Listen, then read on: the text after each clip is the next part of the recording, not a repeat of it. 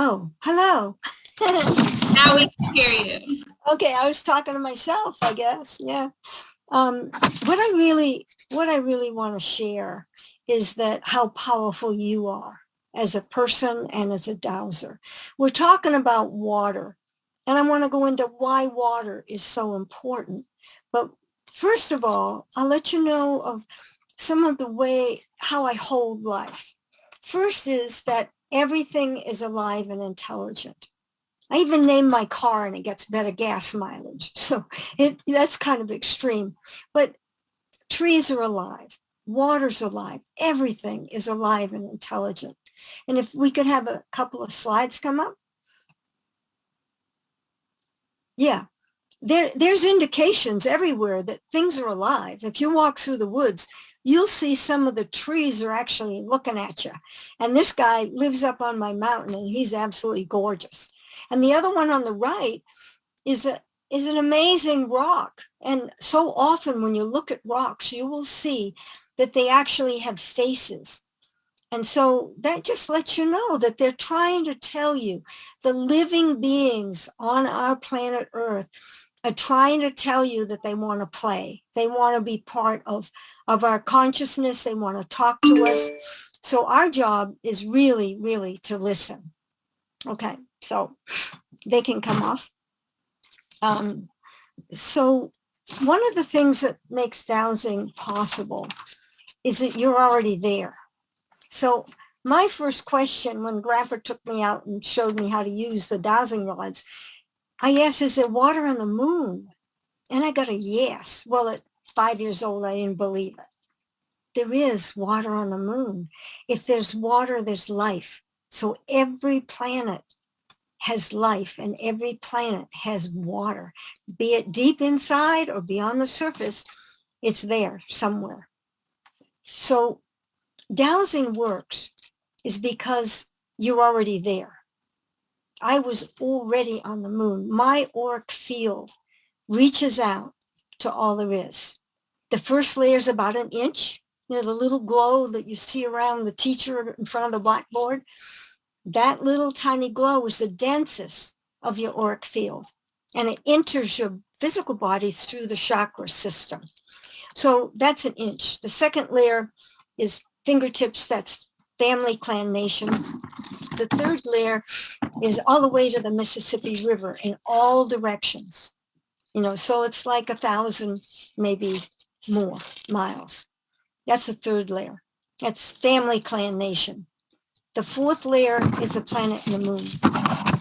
The fifth layer is our solar system. So you already are on the moon.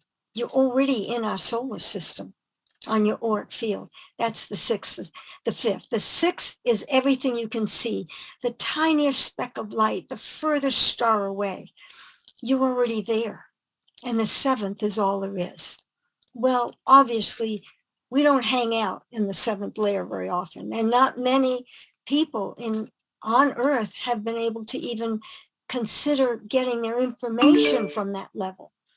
Jesus may have been one of those. Buddha, Allah, many, many of the spiritual beings were comfortable on that seventh layer. But we have it. Whether we use it or not, we have it. And it does influence us in ways we don't even know. So dowsing works because your conscious mind is asking a question. Like, is there water on this land that is willing to come to the surface to serve this family? That's what I always ask when I go to douse, right? If I get a yes, I go find it because it's willing, right? So you're already there. You're into the earth. Your auric field is everywhere. So the water, being alive and intelligent, is feeling your questioning. It knows what you're asking. So it is alive and intelligent. And so when you get out there and you reach those areas, you can ask questions. You can ask anything if it's done ethically.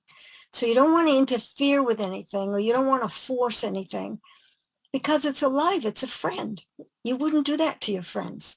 So you ask it what it's willing to do, what it's able to do, and then it will come back with answers for you. And 99% of the time, it'll do everything it can to do what it said it would do. They don't go back on their word. So one of the people that you should check out is Dr. Emoto. I don't know if you've seen his photographs, but he took photographs as it was of water, as it was beginning to freeze. So it became a crystalline form. And that crystalline form would show up differently. If it was polluted water, it would have no crystals. It was a black hole. If it was loved and holy water, it would have the most exquisite crystalline forms, like a mandala. They were just beautiful. So when he found a well or water, if he sent love to it, it would have a more beautiful crystalline form. So you know that water's intelligent. It even speaks Japanese, which I don't do, right? So everything's alive and intelligent. And water, if you love it, it will respond to you every time. It will tell you what it can and can't do. And it can heal you. It cleans you in the morning in the shower. Every shower, I tell it I love it. It's just beautiful. So let's see some flow forms, the next couple slides.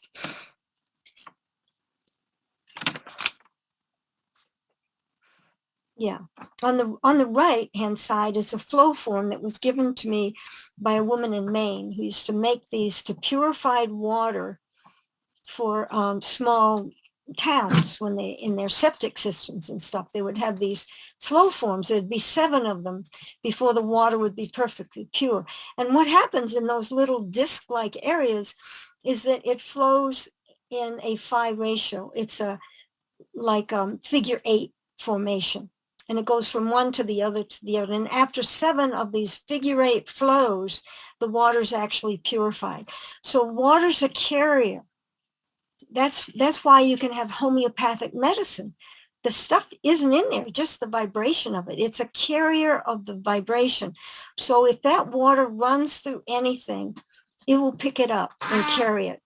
So if you have like any kind of bad tasting sulfur in the water or something, it's because the water is carrying that sulfur. It might not carry it very far. You can ask how far it's carrying it and maybe divert that area that's got the sulfur in it, or you find another water source. But water carries it. It carries your emotion.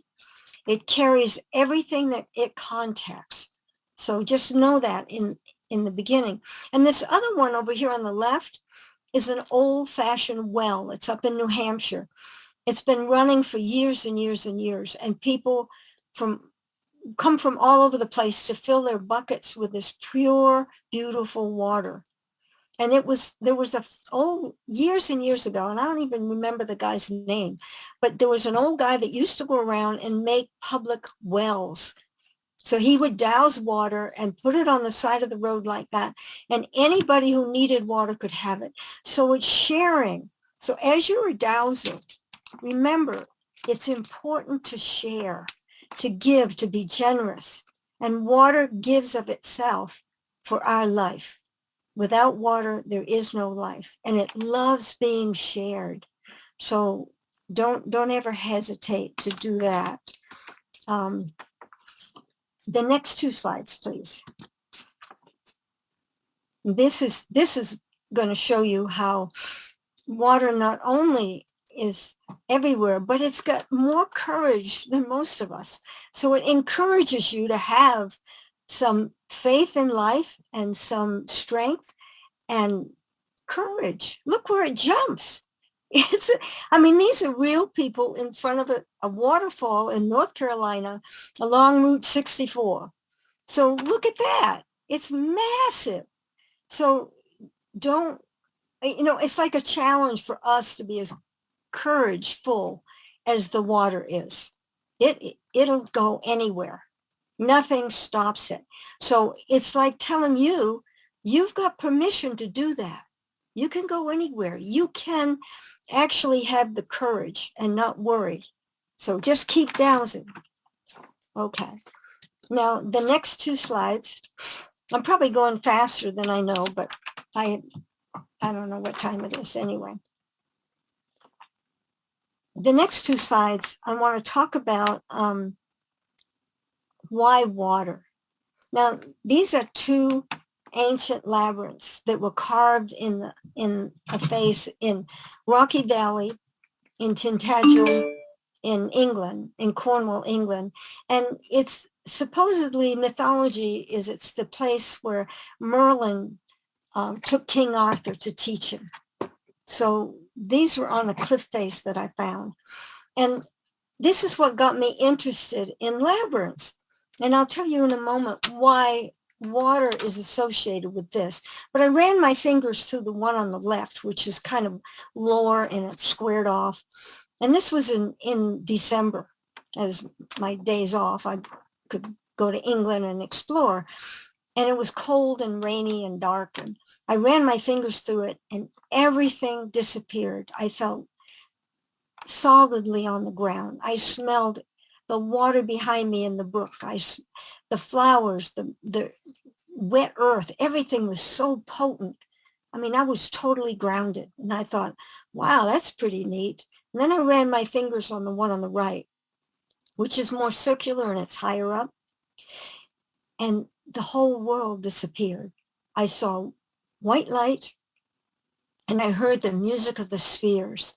So I was definitely not on the earth.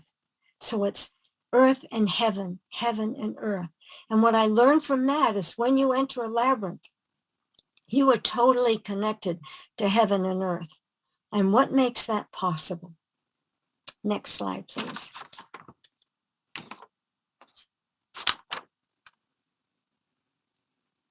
Okay, these are two labyrinths that I built. But why is it important? Because the ancient sacred sites, when I'd get to England, I would go thousands of miles and go to one stone circle or labyrinth, one right after another. And what I realized was that wherever they are, they're over water. So I started dowsing out, where is it the highest good to put a labyrinth? It's a sacred site. And what makes it sacred? It's the water. It's the water and the connection to heaven and earth. That's what makes a place sacred. Because when you enter it, you're totally in that water. You're in a phi ratio vibration. And that's what we pick up on when we're dowsing for water streams. We're picking up on that earth energy, the vibration of phi. Our DNA is even built in the phi ratio. So, and if you look at your body, from your head to your waist and from your waist to the floor, doesn't matter how tall you are, it's a phi ratio, 1 to 1.618, ... So 1 to a little more than 1.5. So that's the vibration. That's the flow, the frequency of the water as it's flowing. And we can definitely connect to that because that's who we are. That's part of what our whole system is. So this one over here on the right is in Donkerhoek Valley in South Africa. And a doctor friend of mine invited me and I actually dowsed this out. And most of the valley, there are Black people living there and working the land. And he's a white doctor and he takes care of everyone in his valley. No questions. If anything goes wrong, he takes care of them. Well, they came up. Some of them came up and helped us douse it and helped us build it. And what it really did is it changed the relationship between the Blacks and the whites in this whole valley. People became more friendly. They ate together. They never had before. It was very formal. But then after that, there was a friendship that gained. So it also seems to be able to unify not just heaven and earth, but the people who walk it. The people get involved with it. So that happened there. This other one on the left is called Stargate, and it was an art project I did in North Carolina. And it just showed how it is connected to heaven and earth. And those are all bamboo stakes that I put in the ground to mark it out so that people could walk it. But it's just, it is a stargate. It is a movement from heaven to earth. You can also get clear in your thinking You can get clear in your relationships.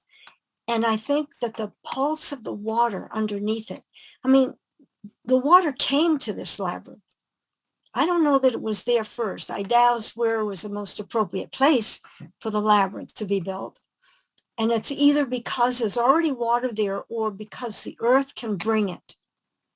So I was at a dowsers convention and somebody complained that they put a labyrinth in their land and their well went dry.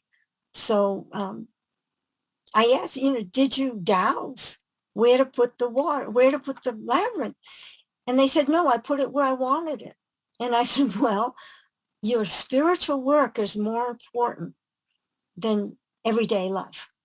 So the water was moved from your well to underneath the labyrinth to give you the healing power and the spiritual connection.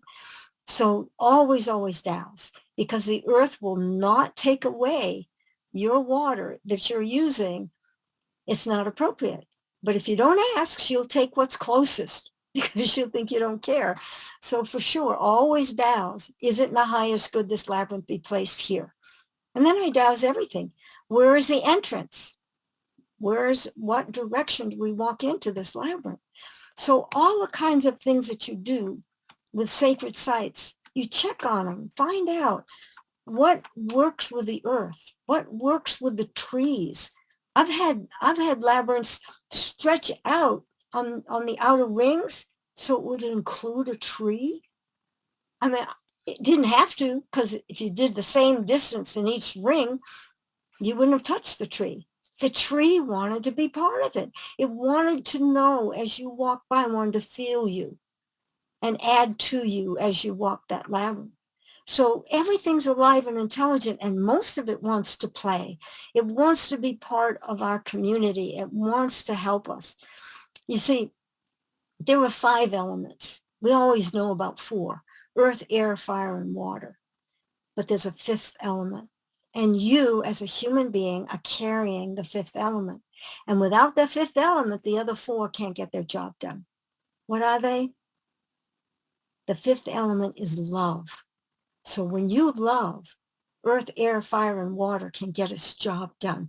That's why earth hasn't thrown us off, because we are one of the critters that carries the 5th element. So you got a job to do. It's probably the easiest job of anybody. It's to love everything, love it. Okay.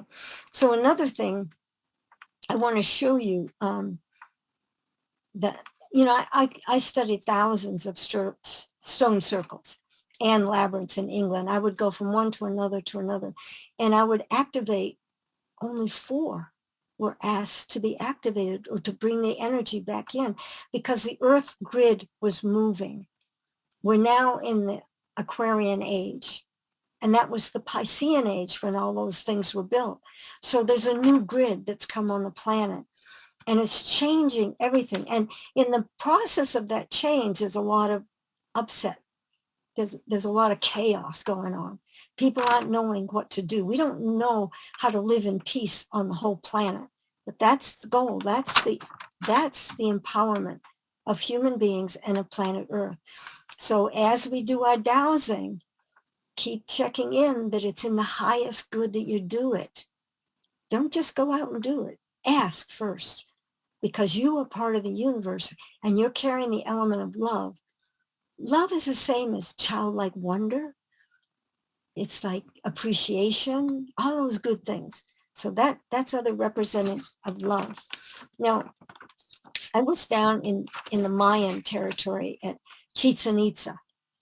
And when I got there, it was on a trip with a bunch of wonderful people called the Fortean Society. And we would go to ancient sites and just explore. But we only had a little bit of time at this one. So I ran as fast as I could to a caldera, or a water sinkhole-like area.